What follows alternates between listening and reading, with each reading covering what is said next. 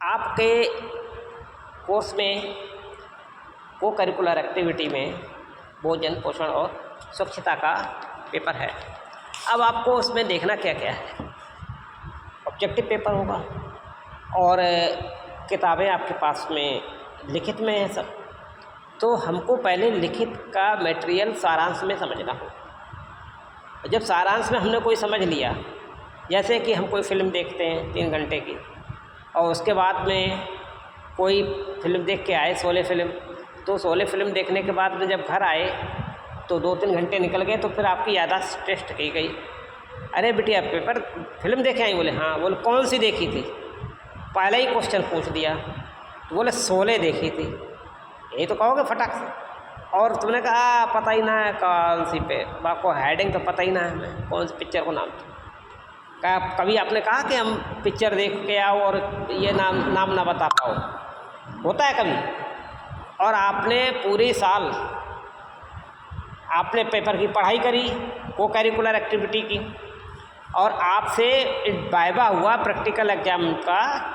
आपसे पूछा भैया कुछ पढ़ा? बोले हाँ। चुप, जो भी आपका जवाब है। तो आपसे पूछा गया भाई कुछ नहीं आता तो पेपर का नाम बता दो। हमें याद नहीं आ रहा था जी। पेपर बच्चा दे भी आए, परीक्षा दे आया, लेकिन उसको अपने पेपर का नाम तब भी नहीं पता। और मैं अक्सर देखता हूँ वाइवा तक में कभी कभी कुछ बच्चे एक आधा ऐसे निकल आते हैं, वो पेपर का नाम भी नहीं बता पाते। तो क्या कोई अगर आप फिल्म देख के आएँ और आप फिल्म का नाम ना बता पाएँ, ऐसा होता है क्या? कभी नहीं होता है, क्योंकि वहाँ पे आपको उस फिल्म में रोचकता लगती है। और ऐसी तरीके से अगर आपको अपनी स्टडी पे रोचकता लगेगी तो आपकी स्टडी अच्छी होगी, है ना? वो आपको याद रहेगी, आपको पेपर का नाम याद रहेगा। भोजन पोषण और स्वच्छता है, फूड न्यूट्रिशन एंड हाइजीन है इसका, अगर आपने उसमें इंटरेस्ट लिया। अब ये तो एक पेपर ऐसा है जिसमें आप बहुत इंटरेस्ट ले सकते हैं, क्योंकि आपके खान पान से संबंधित है। आपका स्वास्थ्य कैसा रहे, मजबूत रहे। अब वो स्वास्थ्य एक अच्छा मजबूत कैसे रह सकता है, ये समझने के लिए इससे बढ़िया बुक्स आपके सिलेबस में नहीं मिल सकती थी। देखिए क्या है इसके अंदर, स्टार्ट कर। देखो ये सब्जेक्ट एक ऐसा है भोजन पोषण स्वच्छता, इसमें इंटरेस्ट क्यों आएगा आपको? क्योंकि आप किसी पोषक तत्व की बात कर रहे हैं। क्योंकि हम अपने डेली जीवन में प्रत्येक दिन कुछ न कुछ अच्छा खाने की कोशिश करते हैं। व्यक्ति जॉब करता है, मेहनत करता है, उसके लिए पढ़ाई करता है, इसीलिए तो करता है। फिर सोचता है कि जॉब मैं करूं और फ्री में जॉब कर लूं कहीं, मुझे पैसे की ज़रूरत नहीं है। क्या तुम ऐसा करोगे? क्या वो पैसा चाहोगे ना? पैसा चाहने के बाद क्या चाहोगे तुम? सबसे अच्छा तुम्हारी इच्छाएं पूरी हो, बढ़िया खाने को मिले। भाई बढ़िया खाने की इच्छा होती है कि नहीं होती है? तो बढ़िया खाना, कौन सा खाना बढ़िया है पहले इसको भी तो समझ लो। अब कोई बच्चा फास्ट फूड ज़्यादा खा रहा है, फास्ट फूड भी खाया जाता है, ऐसा नहीं है कि नहीं खाया जाता, लोग खाते हैं। जैसे कि लोग व्रत रहते हैं, हफ्ते में 1 दिन व्रत रहना चाहिए। तो ऐसे ही पोषण के लिए शरीर को, आपकी सबसे छोटी इकाई जो शरीर की है, इसे हम कहते हैं कोशिका, यानी कि फंक्शनल, यानी कि कार्यात्मक और संरचनात्मक इकाई सबसे छोटी वही है। तो वो सबसे छोटी इकाई को कौन सी चीज़ आपको ज़्यादा फ़ायदा करेगी? बहुत छोटी है वो तो उसको पानी की भी बहुत ज़रूरत है। लेकिन वो पोषक तत्व कौन सा है? जब बहुत बीमार पड़ जाता है तो ग्लूकोज की बोतल चढ़ती है, जिससे कि वो ब्लड से होकर के फटाक से बॉडी को स्ट्रॉन्ग बनाती है, बहुत जल्दी ताकत मिलती ही नहीं मिलती है। अब वो चीज़ आपको ना मिले, जैसे कि आपका शरीर बहुत कमज़ोर है, अब तेलीय पदार्थ आपको दे दिए जाएँ। कोई हार्ट का पेशेंट है, उसको भाई लो भाई हम आपके लिए बहुत सारी पकौड़ियाँ बना के ले आए हैं, खाओ, तो क्या होगा? उसका हार्ट पे और तेल जाएगा तो वो जल्दी मर लेगा। तो आपको ये पता होना चाहिए हमें कब किसे क्या पोषक तत्व देना है। तो आपके सिलेबस में पोषक तत्वों का अर्थ जानना आपकी लाइफ में ज़रूरी है, यही आपके सिलेबस में। फिर आपको देखना है कि टाइप किस किस तरीके के पोषक पदार्थ हैं, इनके टाइप कितने प्रकार के हैं। कुपोषण भी तो हो जाता है, कभी कभी क्या होता है, कोई चीज़ खाने को अच्छी नहीं मिली, किसी व्यक्ति की रोटी खाने की 4 की डाइट है सवेरे और शाम की, और बहुतेरे लोगों क्या होता है कि 2 रोटी नहीं मिल पाती है। है। और जब उनको नहीं मिली तो पतले दुबले सूख के कांटा से होने लगी, तुमने देखे होंगे। तो कुपोषण कहलाता है वो, है। जब अच्छा भोजन नहीं मिलेगा, पानी स्वस्थ अच्छा नहीं मिलेगा तो बीमार होगा। तो ये सारी चीज़ें, इसके भोजन भी आपके जीवन का बहुत महत्वपूर्ण भाग है। तो भोजन के कार्य क्या हैं, उसके अंदर कौन कौन से तत्व हैं भोजन के अंदर। अब आप केला खाते हो, हैं, कोई सेब खाता है, तो जो इनऑर्गेनिक कंपाउंड जितने होते हैं, दो तरीके के कंपाउंड्स हैं इस दुनिया में, कार्बनिक और अकार्बनिक। कार्बनिक पदार्थ जो भी हैं वो आपको मिल सकते हैं। कार्बन, हाइड्रोजन, ऑक्सीजन से बने वो बहुत सारे पदार्थ हैं, वो आपको मिल जाते हैं। लेकिन इनऑर्गेनिक कंपाउंड भी मिलते हैं, लेकिन उनको आप डायरेक्ट खा नहीं सकते। अगर आपको इनऑर्गेनिक में लोहा मिल गया, क्या उसे लोहा खा जाओगे क्या, है ना। प्रकृति में इनऑर्गेनिक कंपाउंड्स इस रूप में पाए जाते हैं कि उनका आप भक्षण नहीं कर सकते। तो अब वो उसकी कमी कैसे पूरी हो। जब बच्चा होता है, माँ के ऑपरेशन होता है, बॉडी से ब्लड बहुत सारा उस बच्चे को चला जाता है। बच्चे के माँ के अंदर ब्लड की कमी हो जाती है, और ब्लड में क्या पाया जाता है, आयरन। खून की कमी हो गई, आयरन, अब भाई खून के साथ आयरन भी बहुत सारा चला गया। बहुत सारी महिलाओं को देखा होगा एनीमिया नाम का रोग हो जाता है, आयरन की कमी से हो जाता है। तो उसे फॉलिक एसिड की और इस सब की एनीमिया की गोलियां दी जाती हैं। जितनी भी आपने देखा होगी प्रेगनेंसी के बाद का बच्चे, गाड़ी आती है अब तो सरकार के द्वारा बहुत बढ़िया, किसी भी गांव में, कोई भी गांव हो, कितनी भी दूर का, अगर कोई भी माँ जो बन रही है लड़की, तो उसके लिए क्या है, एक कॉल जाती है एम्बुलेंस पे, और फटाक से एम्बुलेंस दरबज्जे से उठा के ले आती है, और 2-3 दिन में पूरा खर्चा सरकार का, और पूरा सब सुरक्षा के साथ जच्चा बच्चा दोनों लोगों को भारत सरकार पहुंचा देती है। कितनी अच्छी सुरक्षा, पूरा इतना अच्छा देश को कर रखा है उन्होंने, तो वो सुविधा दे रखी है। तो उसके संग में दवाइयाँ भी देते हैं। तो वो सब चीज़ें तुमको भी क्लासरूम में जानना चाहिए कि कौन से पोषक तत्व उस माँ को मिलने चाहिए। अब कल को तुम्हारी वो भाभी हुई, घर में बैठे हो, और तो तुमने देखा, अरे भाभी की भाई एनीमिया वाली दवाई तो कमी रह गई है, तो क्या करा जाए। बोले काहे की चिंता, घर में सेब रखा था, और सेब में क्या होता है, आयरन होता है। देखो, तुमने सेब को देखा होगा कि जब उसे पहली बार में काटो तो तुमको एकदम वाइट दिखाई देगा, और 2-4-5 मिनट रखा रहने दो तो क्या होता है, वो लालिमा सी आ जाती है उसमें। तो क्यों हो जाता है, फेरस जो है फेरिक में बदल जाता है ऑक्सीजन के साथ मिलके। तो क्या होता है कि उसमें लोहा है, आयरन है। तो अगर उस आपने जब दवाई नहीं थी, ख़त्म हो गई, तो शाम तक आई, कोई बात नहीं, घर में आपने सेब छीला बढ़िया तरीके से और अपनी भाभी को काट के खिला दिया, उनके अंदर बॉडी में आयरन पहुंच गया। अब आपको ये पता होना चाहिए कि किस समय हमें कौन से तत्व की ज़रूरत है।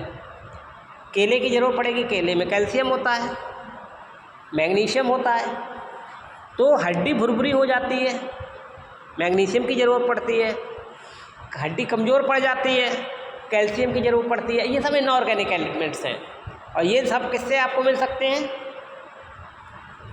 फ्रूट से मिलते हैं। और फ्रूट हम आपको उस वक्त औपचारिक रूप से दे सकते हैं, दूध पिला सकते हो। दूध बहुत अच्छा पोषक तत्व है, सबसे संतुलित आहारों में सबसे बेस्ट माना जाता है दूध, है। तो ये आपको समझना होगा, और ये समझाने का भारत सरकार ने, मोदी जी ने नई शिक्षा नीति में ये आपको मौका दिया है, तो उसे समझना चाहिए। खाद्य समूहों की उपयोगिता क्या है आपके लिए, ये समझना है। और अगर ये आज मेरी क्लास से अगर ये सारी चीज़ें समझ के गए, तो कल को आपकी पर्सनल ज़िंदगी में भी, इस क्लास के बाद भी, पेपर के बाद भी, ये सारी चीज़ें आपकी पर्सनल ज़िंदगी में काम आएंगी। अब बच्ची को बहुत अच्छा पास्ता लगता है, आप सब पास्ता ही पास्ता दिए पड़े हो, बड़ा शौक़ है घर में देने का, लेकिन क्या हुआ, 1-2 दिन बाद, 15 दिन बाद अगर वही पास्ता खाते खाते क्या होगा, बॉडी का कुपोषण चालू हो जाएगा, पोषण ख़त्म हो जाएगा, क्योंकि हर चीज़ चाहिए ना। अब तुमको, मैं तो खाली पानी मुझे पसंद है, पानी पीऊँगी, तो हवा नहीं, ऑक्सीजन नहीं लूँगी मैं, तो क्या मर नहीं जाओगे।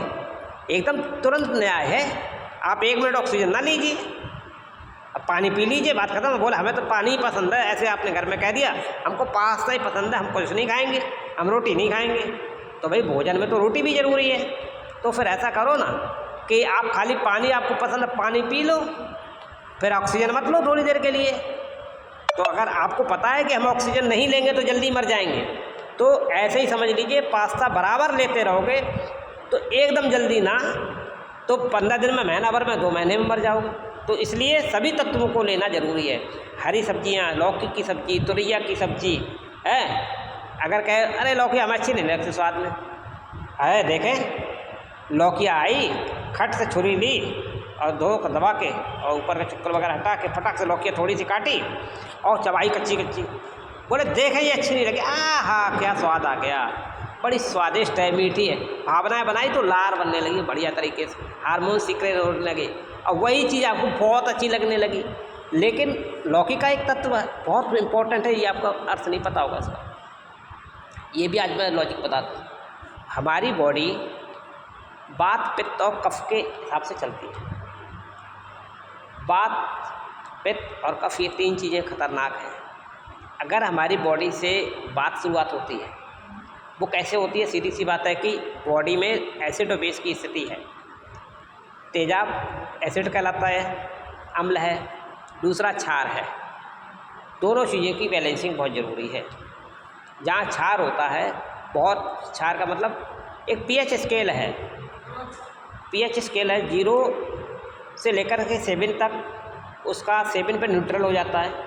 तो 7 से नीचे सब एसिड है, 7 से लेकर के 14 तक, वेरी गुड, 7 से लेकर 14 तक क्या है? बेस है। अब कहते हैं कि गंगा जल कभी बोतल में रख दो तो वो ख़राब नहीं होता, क्यों? इसका रीज़न क्या है? सल्फर, मैं आपको बता रहा हूँ। इसमें क्या है कि इसका पीएच रैंक है जो वो 6.6 से लेकर के 6.8 के करीब है, यानी कि इसका मतलब हल्का सा एसिडिक है। और जहाँ एसिड होगा वहाँ कीड़े मर जाएंगे, बैक्टीरिया मर जाएंगे, वायरस मर जाएगा। इसीलिए गंगा जल अमृत है हमारे लिए। तो इतना सी चीज़ से आपकी बॉडी कैसे संतुलित हो रही है, तो ऐसे ही मैं आपको वो बात बता रहा हूँ कि हम किस तरीके से संतुलित हो सकते हैं। अगर आपकी बॉडी में गैस बननी शुरू हो गई तो एसिड बनना शुरू हो जाएगा और ज़्यादा, और एसिड बनेगा तो बॉडी का पूरा सिस्टम बिगड़ेगा, फिर कफ बनना शुरू हो जाएगा और बुखार शुरू हो जाएगा। बुखार से पहले कफ बन जाएगा, सर्दी घुस जाएगी। तो इसलिए कभी अपनी बॉडी में कफ ना बनने दें, ठीक है। अब आपके मैक्रो 2 तरीके के न्यूट्रिएंट्स होते हैं, पोषक तत्व होते हैं, एक माइक्रो होते हैं और एक मैक्रो होते हैं, यानी कि स्थूल। माइक्रो वाले तो दिखाई तक नहीं देते हैं, लेकिन जो दिखाई दे सकता है उसको समझिए आप।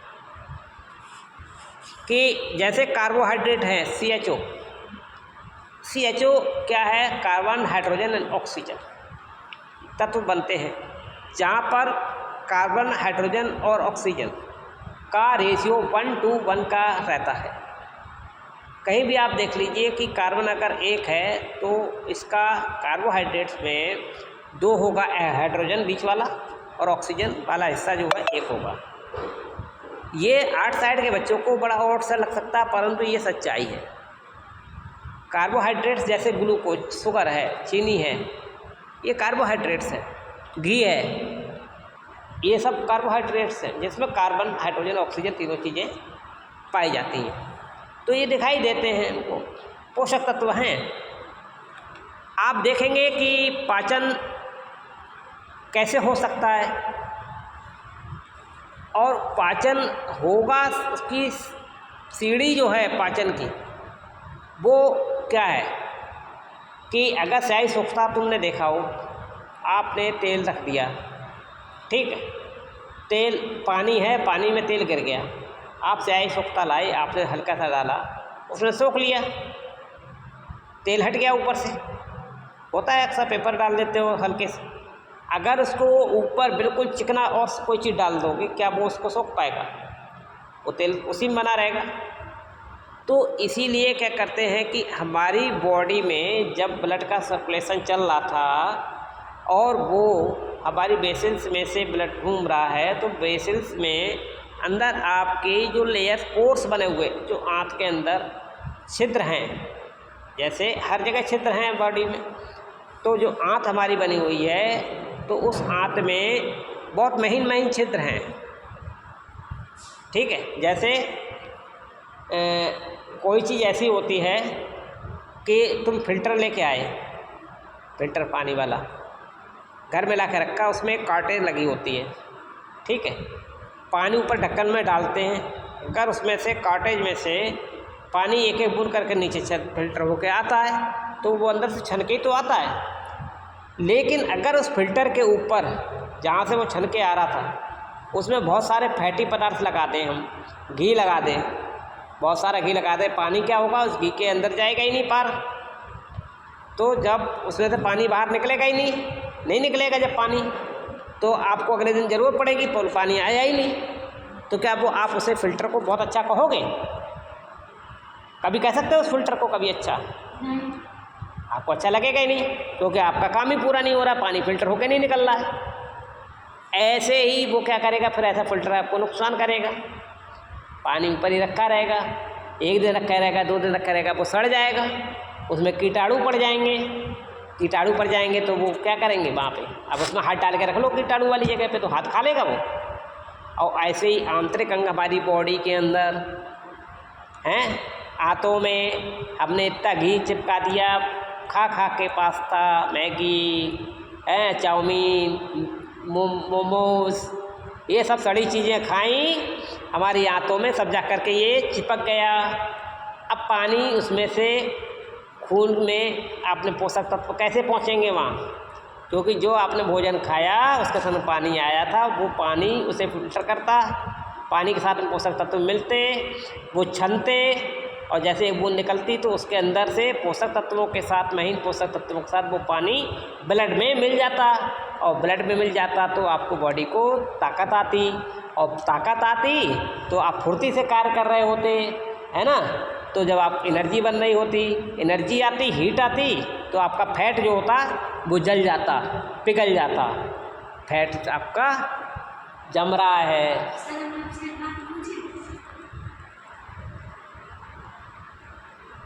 तो इसीलिए आपको मैंने बहुत आसान तरीके से बता दिया कि उस ब्लड के सर्कुलेशन में जो खाया पिया है उसमें इन पोषक तत्वों का उस वाटर के साथ में फ़िल्टर होना हाथों से ज़रूरी है, जिससे कि वो उस ब्लड में मिल जाए और ब्लड से पूरी एनर्जी आपकी बॉडी में सर्कुलेट हो सके।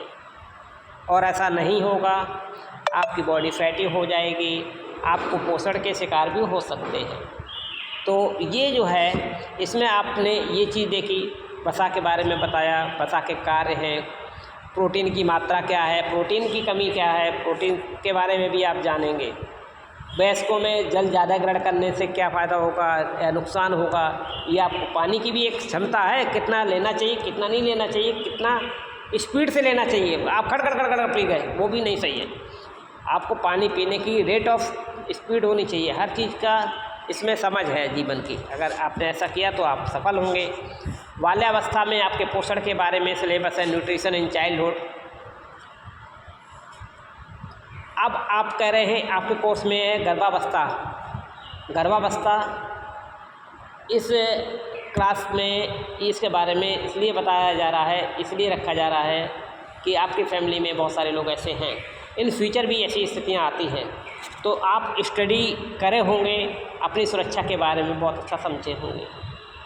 आप